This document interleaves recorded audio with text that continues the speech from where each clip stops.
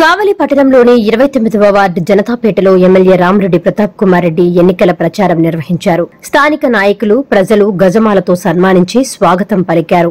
వార్డులోని హిందూ, ముస్లిం minority, Christian సోదరులతో ఆశీర్వాదాలు తీసుకుని ఎన్నికల ప్రచారం ప్రారంభించారు. గడప గడపకు వెళుతూ వైఎస్ఆర్సీపీ మేనిఫెస్టోను అందజేస్తూ ఓటును అభ్యర్థించారు. ఈ సందర్భంగా కావలి ఎమ్మెల్యే రామిరెడ్డి ప్రతాప్ కుమార్ రెడ్డి మాట్లాడుతూ రాబోయే ఎన్నికల్లో ఎంపీగా పోటీ చేస్తున్న విజయసాయిరెడ్డిని మూడోసారి ఎమ్మెల్యేగా పోటీ చేస్తున్న నన్ను అత్యధిక మెజారిటీతో గెలిపించి ఓట్లు వేయాలని కోరారు. ప్రాంతం అభివృద్ధి చెందాలంటే ఒక్క జగన్మోహన్ రెడ్డి వల్లే సాధ్యమవుతుందని, ప్రతిపక్షాలు చెప్పే మాటలను నమ్మొద్దని, సంస్కారానికి అహంకారానికి మధ్య జరుగుతున్న ఎన్నికలని ప్రతి ఒక్కరూ ఆలోచించి నిర్ణయం తీసుకోవాలన్నారు. ఈ కార్యక్రమంలో వైఎస్ఆర్సీపీ నాయకులు, ప్రజలు అధిక సంఖ్యలో పాల్గొన్నారు.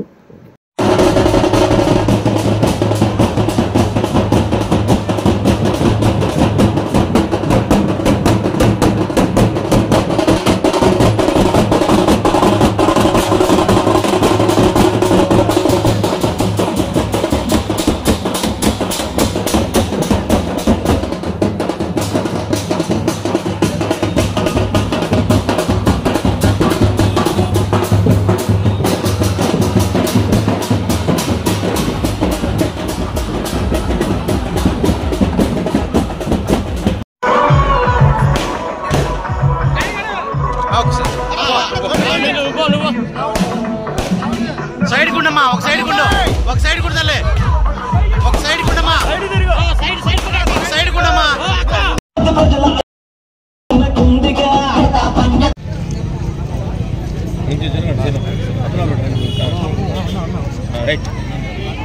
అందరికీ నమస్కారం. ఈరోజు 29-31 వార్డుకు సంబంధించి ఇక్కడ వచ్చినప్పుడు ప్రజలు ఏ విధంగా స్పందన, అభిమానం జగనన్న మీద చూపిస్తున్నారో ఒకసారి అందరికీ అర్థమవుతోంది. ఈరోజు వైఎస్ఆర్సీపీ కాంగ్రెస్ కావల్లో మంచికోట. ఈరోజు ప్రజలంతా కూడా జగనన్నని ఏ రోజు ఎలక్షన్స్ వస్తాయా, ముఖ్యమంత్రి చేసుకుందామని ఎదురు చూస్తూ ఉన్నారు. అదేవిధంగా కావలి నియోజకవర్గంలో గతంలో కంటే ఈ 24లో జరగబోయే ఎన్నికల్లో అత్యధిక మెజార్టీ తెస్తామని ప్రతి ఒక్క నాయకుడు, కార్యకర్త కూడా ఈరోజు కష్టపడుతున్నారు, బాగా పనిచేస్తున్నారు. తప్పకుండా జగనన్నకి కానుకగా ఇవ్వాలని ఎదురు చూస్తున్నారు.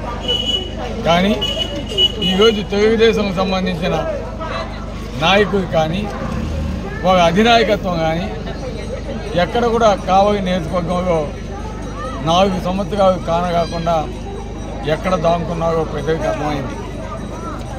ఈరోజు బయటికి వచ్చి వారు వైఎస్ఆర్సీపీని ఎదుర్కోలేక ఏ విధంగా కామెంట్స్ చేస్తున్నారో, ఏ విధంగా బోధ తగ్గాగా, ఏ విధంగా మా మీద అభాండాలని చూస్తూ ఉన్న తరుణంలో గతం నుంచి 1 సంవత్సరం నుంచి కూడా మనం చూస్తూ ఉన్నాం. ఏ విధంగా వాళ్ళు నిందలు మోపుతున్నారో కూడా. కానీ ఈరోజు మరీ చూస్తే రాజకీయాలు ఎంత అధమస్థాయికి పోతున్నాయో ఒకసారి అర్థమవుతూ ఉంది.